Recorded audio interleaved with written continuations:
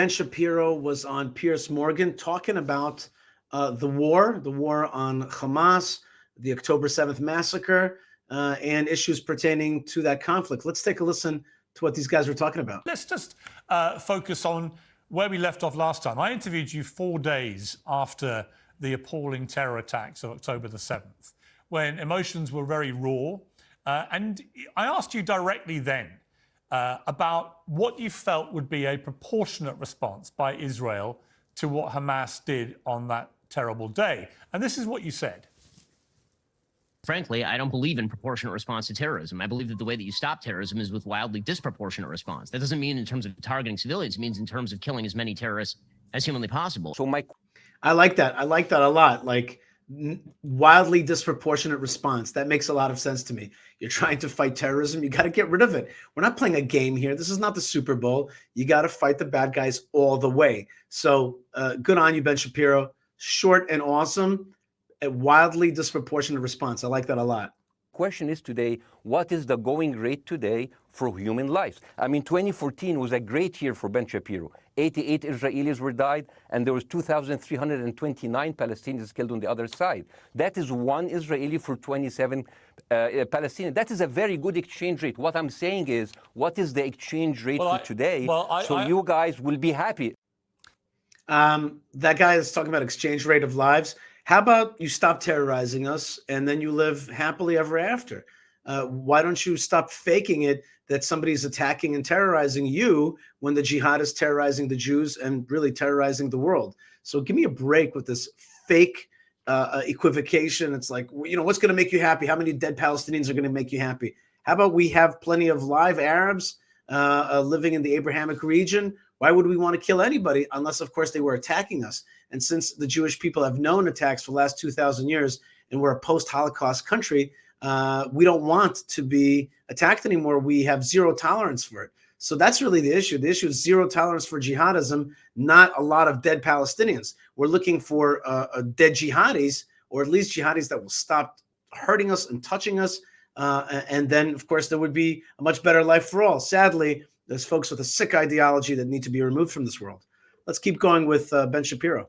So that was Bassem Youssef's response to you saying, effectively, when you deal with terrorism, there should be no sense of proportion. First of all, your response to what he said there.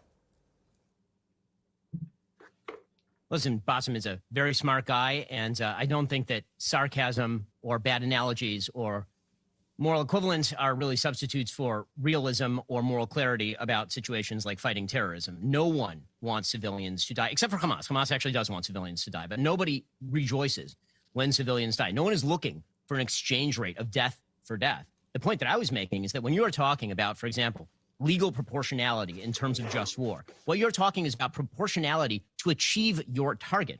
There is no actual math that goes into a war where you say, if a certain number of people die on this side versus a certain number of people die on that side, therefore the war is unjust. That's not exactly how war works. War is geared toward achieving a certain goal. Achieving that goal, if it is a moral goal, is moral. And then the question is, what is the minimum amount of force that you need to use in order to achieve that goal? That's what we were talking about when we talk about proportionality. When you're fighting a war like Israel is currently fighting in the Gaza Strip, in which Hamas has embedded itself in virtually every area of life, in civilian neighborhoods, in schools, in hospitals, beneath cemeteries. When you see Hamas do this sort of stuff, the question is, what level of force must Israel use in order to extirpate that terrorist presence and that terrorist threat? And frankly, Israel would love to do that with a minimum of both Palestinian death and Israeli death, considering that more than 200 Israeli soldiers have been killed in the Gaza Strip. I mean, I'm 1 degree removed from 3 of the soldiers who have been killed in the Gaza Strip. For Israel, that's a heavy burden. Beyond that, Israel has no interest in mass killing of Palestinians. They were perfectly happy to leave the Gaza Strip completely alone, despite heavy rocket fire, for full-on 20 years, from 2005 all the way up till 2023. It's 18 years. And Israel did not participate in, for example, the kind of action that you are seeing, which is a direct result of October 7th. The goal for Israel is to extirpate Hamas. All of this could be over literally tomorrow. And by the way, every day since October 7th, if the leaders of Hamas walked out, held their hands up, took deportation. We're not even talking about an Israeli jail. There's probably a deal on the table right now for Hamas leaders to actually be sent just to some third-party country. If they were to surrender the hostages, surrender power, and leave, this war would be over like immediately. Okay, well, let me take you on. All right, so first thing is, that's a lot of words. And words from a great man, Ben Shapiro. I'm a big fan of Ben Shapiro, but in this case, I'm just like, listen, you're using a lot of words. You can make it a little bit simpler for folks. Bad guys, we're going to fight them. We're not going to have them on our borders. And the idea that we would leave Gaza alone if it wasn't for the bad guys, that's a mistake. The truth of the matter is that Israel made the big mistake of leaving Gaza in 2005. This is ancestral Jewish land. Israel should control it. And when we don't control it, that's when the jihad takes over. Now we've got to root it out. That's just all there is to it. There's war. They're trying to destroy us. Can we speak like plainly, folks? They're trying to destroy us. We can't let them do that. We're going to push back on them. They finally caused us to wake up on October 7th. Now it's time to root out the jihad, and it's really time to get back to living in Gaza, certainly governing Gaza with the military, but really the military cannot do it without civilian presence. And it only makes sense. Look at the map. Look at the map of Israel. It's Jews are supposed to live in Gaza. Israel is supposed to have that landmass because that makes territorial contiguity. That's normal. That's the normal borders of Israel. Always was historically. Israel was always interested in holding on to Gaza from the 6 Day War on. They knew that they needed this strip in order to have security. So let's just say it plain. Bad guys got to go. Jews have got to control Gaza. There are Arabs that are going to live there, but they have to accept the laws of Israel, and that's the way to move forward. I will not do that. They've been firing rockets into Tel Aviv literally this week. Right, let me take you up on that, because I don't think it would end that way, because I think the trouble with what's been going on since we last spoke in terms of proportion is, I saw a BBC report yesterday that the UN were reporting that 19,000 children in Gaza have now been orphaned. Another 10,000 children are reported by the Hamas-run Palestinian Health Authority have been killed. 50 to 60% of Gazan buildings have been severely damaged or completely destroyed. And I don't see any nearness to the end of this, because by Israel's own numbers, they've only killed, if you believe their numbers, and I'm not quite sure how they know this, under 10,000 Hamas terrorists. That means that 2/3 of the Hamas terrorists are still to be taken out. So this could go on for many months, maybe a year, and those numbers of civilians being killed will exponentially rise, and the devastation in Gaza will reach a point where there is no real Gaza left. And I don't understand here, Ben, what the end game is for Israel. I'm not even sure they've worked it out themselves, other than to just obliterate everything in what many see as an overreaction to what happened by a superpower that hasn't thought through the consequences of taking out the whole of Gaza.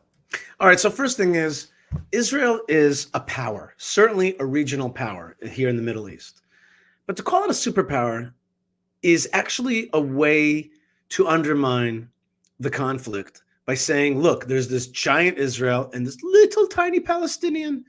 But that's one of the frauds, one of the fakes that we see today, one of the lies, one of the fake narratives. The truth is that Israel is a tiny country in a large Arab region. We are 7 million Jews amongst over 400 million Arabs. And we have a tiny land compared to their giant landmass. They have many armies, and they've fought us many wars. They're here to annihilate us, the jihadis at least. But many Arab regimes are part of that ideology, and Muslim regimes. Let's not forget Iran, Turkey. So to call Israel a superpower is actually a way to play the fake game and to create that false narrative that Israel's the Goliath and little tiny Palestinian is the victim. That's not the way it is. The so-called Palestinians are a group of people that have been created in many ways in order to fight Israel as proxies of the Arab world. Certainly Hamas and Hezbollah are Iranian proxies. And it's been many times in the Arab media that they've said, listen, we've created the Palestinian identity in order to fight Israel. But Piers Morgan here is making that lie being spoken by Western media, which is that there's this like huge Israel and tiny Arab world. That's not what it is. It's exactly the opposite. And so I do not like the idea of Israel being called a superpower because I think it seeks to undermine our efficacy, our effectiveness at fighting the bad guys and the terrorists. The real truth is that they want to erase tiny Israel. That's the real truth. They want to erase tiny Israel, and we can't let them. We got to push back on them hard. And we got to be a small armed minority in this region. Like the Kurds, we are a small armed minority that tries to defend itself. We're not a big superpower. We're a small armed minority trying to defend itself. And yeah, we're going to try to root out the terrorists in Gaza. And yeah, a lot of Gaza is going to get destroyed. And sadly, a lot of the civilian population in Gaza is part of the terror operation against the Jewish people. We've seen that very clearly in the rallies there and the fact that they voted for Hamas. So Piers Morgan, don't give me this thing about Israel being the superpower. We are a small, tiny minority in this region, our minority trying to defend itself. It's certainly hard to deem an overreaction to the murder of 1,200 of your citizens and more than 100 hostages still being kept by a terror group in destroying buildings, for example. Right now, what Israel is attempting to do and what the long-term plan is going to be, and I said this in the interview, as you'll recall, days after October 7th, is that there would, in fact, be a long-term military occupation of Gaza. The question is going to be when Israel shifts its strategy from a high-intensity campaign to a lower-intensity occupation, which is predictably going to be the result of all of this. Because, again, the governing power in Gaza is still Hamas. When Hamas is no longer the governing power, the question is going to be what replaces it. Unfortunately, there's been no power other than Israel that has been willing to actually take up that question simply because the Palestinian Authority is incapable of even running the West Bank. The Palestinian Authority is deeply unpopular even in the West Bank. The Palestinian Authority is itself rife with corruption and Jew hatred. There's literally law on the books in the Palestinian Authority, pay for slay, that actually pays people for the killing of Jews. So that is not a power that can be in charge of the Gaza Strip that will leave Israel with any sort of sense of security. The UAE has no interest in running the Gaza Strip. Egypt has no interest in running the Gaza Strip. Jordan has no interest in running the Gaza Strip. Saudi has no interest in running the Gaza Strip. The United States obviously has no interest in running the Gaza Strip. So the question becomes, who runs the Gaza Strip? And if you are Israel, that question is not a question for a distant day. That is a question for every day. And right now, the military is effectively in control of the Gaza Strip, and that is likely to remain until there is some form of regime in the Gaza Strip that can be put in place that will end with the extirpation of terrorism, that cannot involve the UNRWA, which is a terror haven, that cannot involve the UN, because the UN, unfortunately, has been cover for Hamas for literally 20 years. And so the question here is a tough one, and it's not an answerable one in kind of right now.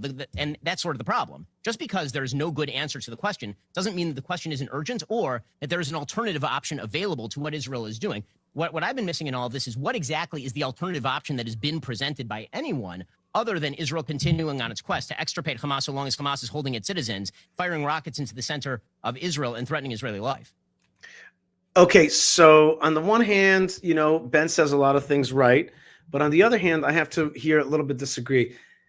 Israel holding on to the Gaza Strip is moral, is historically correct. That's what we should be doing. Giving up that land to anybody, and certainly to Hamas, is a mistake. It's foolish. Don't give your land away to your enemies. And so Ben is like, well, there's nobody better, you know, right now than Israel. We can't figure it out. All these people don't want it. We want it. We should hold on to it. It is our land. And the reason it becomes such a cancer against us is because we're not doing the will of providence, which is so simple, which is hold on to your land. That's the rules of the Middle East. Hold on to your land. Don't give it away to your enemies. Don't let the jihad take over. Don't let them build all kinds of tunnels underneath the ground right next to you to destroy you. Don't do that. Hold on. And we say in Hebrew, milechatchila, like from the get-go. Don't like, it's not just because nobody else wants it. So that's, you know, we're the default option if nobody else wants it. No, we want that land. It's our ancestral homeland. And if you go to Gaza, you could find a Jewish synagogue from the 5th century, 200 years before Islam came around. You could find their Second Temple ruins, Second Temple period ruins, Jewish ruins. It's a Jewish town, Jewish area. Gaza City was a Jewish city. The main mosque in Gaza City had Jewish signs until they destroyed it in the 80s. Okay? I don't want to hear this anymore. It's not like, well, there's nothing to do about it. Nobody else can figure it out, and we're trying to give it to the PA, but they're not good. They're corrupt. The PA is the same as Hamas. They're a terrorist organization. Just like you said, Ben, they pay to slay Jews. And so let's stop being so creative. Who can we give it to? Who could possibly, run this place? Israel should run it. Israel should run it. It's simple. Israel should run our homeland. And if there's minorities living there, let's give them residency. Make sure that they are allied with us. Make sure that they're loyal and law-abiding citizens, residents of Israel.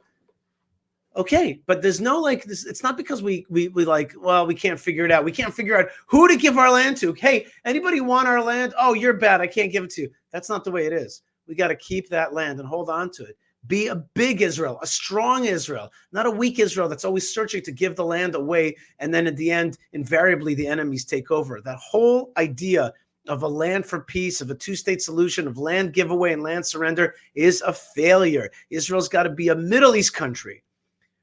Respect itself. Hold on to your land. Push back on bad guys ruthlessly. And people will respect you, and you'll be a real partner for the future of this region. Okay, but my response to that would be that I think it's morally incumbent on Israel, who I've already said many times and believe to this day have not just a moral right to defend themselves, but a duty to their citizens to do so. So let's just park that to one side. My position on that has not changed. It's just how they've gone about it. And, you know, only yesterday we saw Israel forces dressing up both as, you know, in Hamas-style clothes and Palestinian clothes to go into a hospital on the West Bank and take out 3 Hamas terrorists.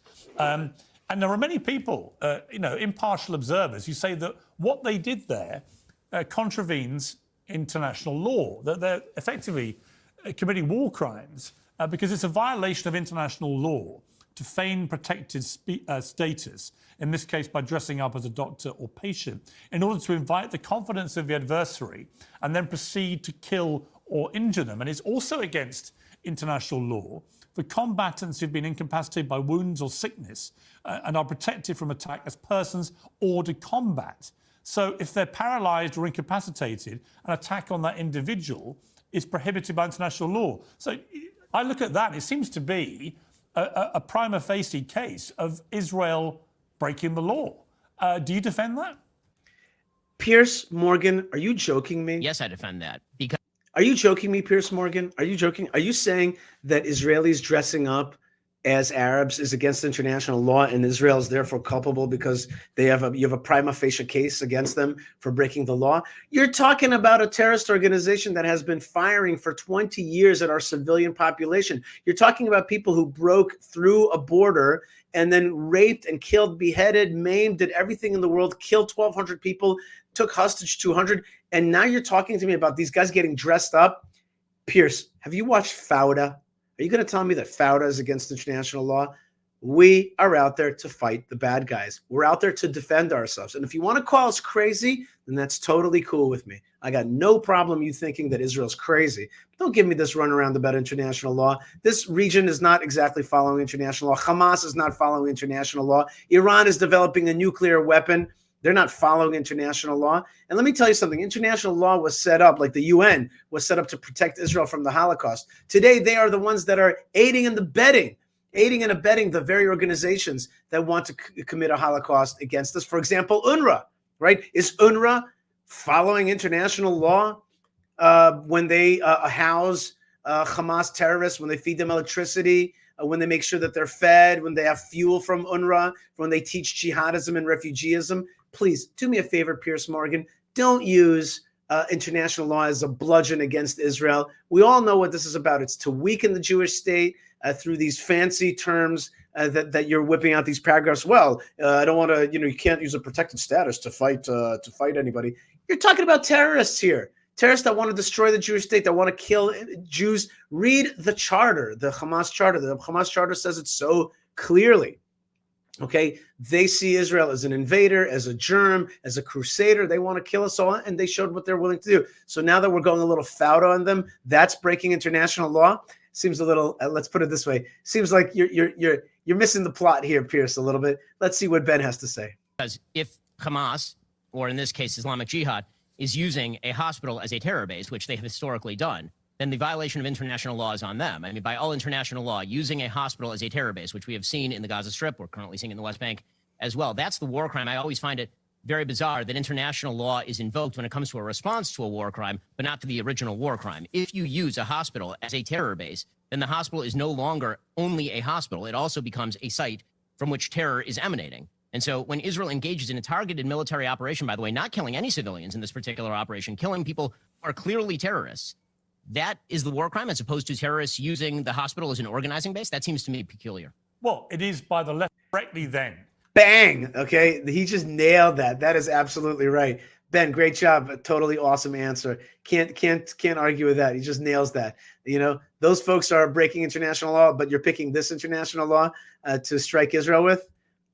Let's see what happens. I a little bit lost the place here.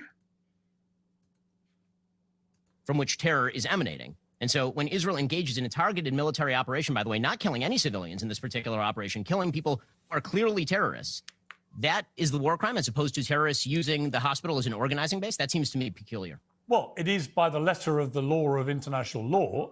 Letter of the law. Letter of the law. I'm trying to defend myself from being massacred, but you're invoking the letter of the law. Well, that's great. It's good for you, letter of the law. Why don't you quote letter of the law to the Hamasnikim for a second? Yeah, it is. What they did was a war crime. You can't dress up effectively as doctors and patients and take out people who are being treated, which is what appears to have happened. Well, it's unclear whether they were being treated or whether they were simply using the hospital as cover. That's Israel's contention anyway. Look, I think that the problem is when you talk about this, you talk with great clarity and you have a certainty about how you think this all plays out. I think what you may underestimate, and correct me if you disagree with this, but I don't understand how the kind of devastation we're seeing now in Gaza, the kind of huge death toll on children and women in particular, who have nothing to do with this, obviously, how that is going to not just... Wait. The civilian population has nothing to do with this. They elected Hamas. They seem to celebrate Hamas victories of the massacres. So they have nothing to do with that. And when your country, England, bombed Germany, the German in World War II, the German population had nothing to do with the Nazis. Are you sure about that, Piers Morgan? Or is that just a convenient little verbal trick to be like, no, they had nothing to do with it. Women and children, they have nothing to do with it. Or do we have a battle with a society? Let's be real and let's be Middle Eastern, because in a Middle East context, certainly, you're fighting against civilian population. They have been fighting against our civilian population. So I think that that's, again, one of these verbal tricks.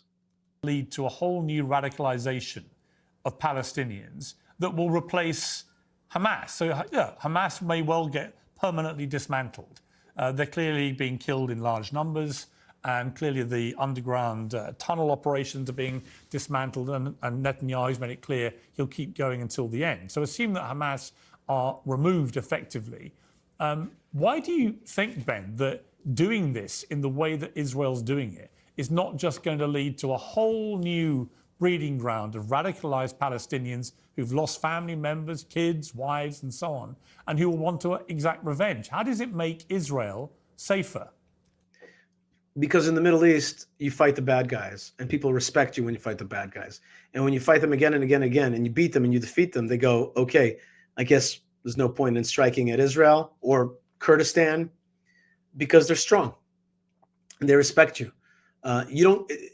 Radicalism isn't bred by Israeli strength. Radicalism is bred by Israeli weakness. When Israel's weak, the jihadists get excited. They're like, okay, we can wipe out the Jews. And that's why the jihadists have been in cahoots we're in cahoots with the Nazis. And I recommend reading The Farhud by Edwin Black, talking about the Arab-Nazi alliance. But it wasn't Israeli strength that radicalized them. It was actually Israeli weakness when they thought that they could massacre us, when they thought that they could put us into concentration camps. So when Israel's strong and it pushes back the jihad, then people say, what do we need this jihad for? It's no good. It's not going to give us any life because we're not going to be able to destroy Israel. So they come to accept Israel. They come to respect Israel. And you have to fight the bad guys in this region, and people respect you, like first night in jail type thing. Like, you got to fight. And people are like, okay, this person can stand up for himself.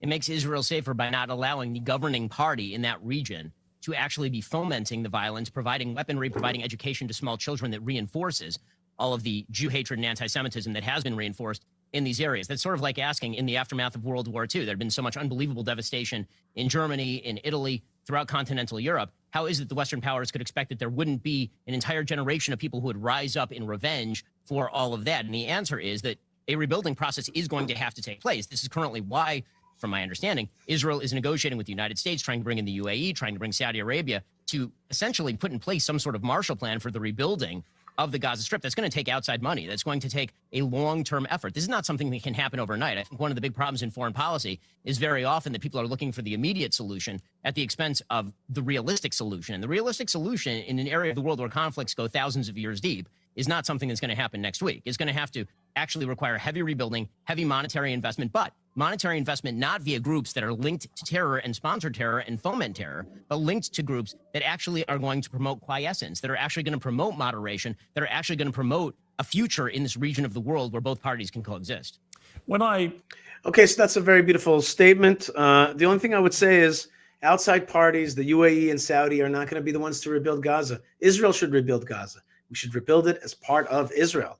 We should control it as part of Israel. We should govern it as part of Israel. And we should deal with the people there as part of Israel. If the people that want to live there are pro-Israel Arabs, non-Jihad Arabs, non-Jihad Arab, post-Jihad Arabs that want an opportunity to live in the best country in the region, in Israel, great. You have that opportunity in Gaza.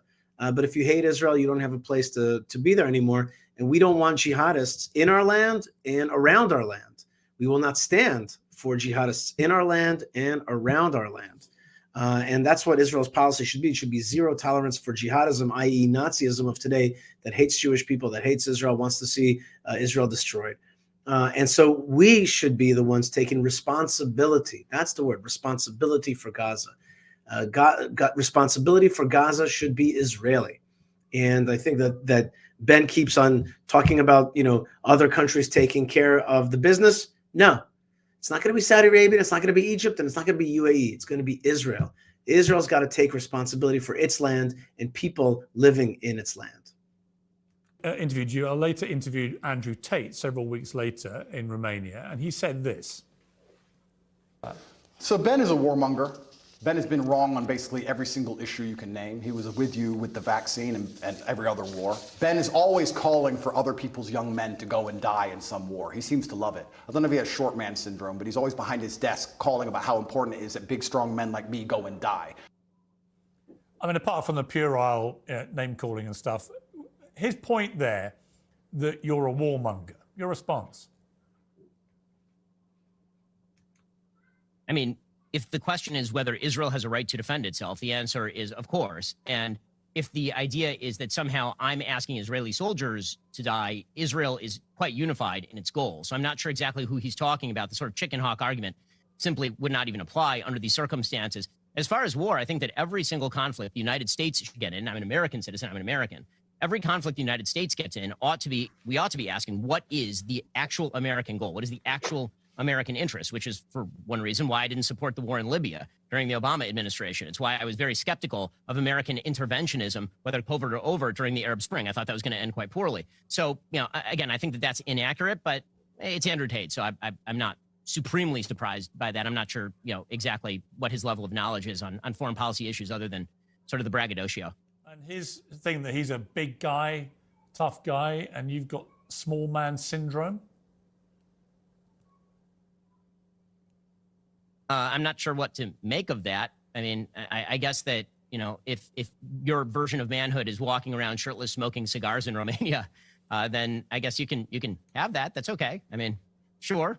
My version of masculinity is a little bit different. It's, being married with 4 children and raising a family in a solid community, but I guess to each his own. I want to say that Ben Shapiro is not a short man or a little man. He's a big man. And I think he's doing what we call the Kiddush Hashem, a sanctification of God's name. I think that he's a Jewish hero, and I think he's an American hero. And I think that he's a hero for morality in the world in general. Do you think Andrew Tate is a good influence on young men in particular around the world? He seems to have a very big one. Is it a good one?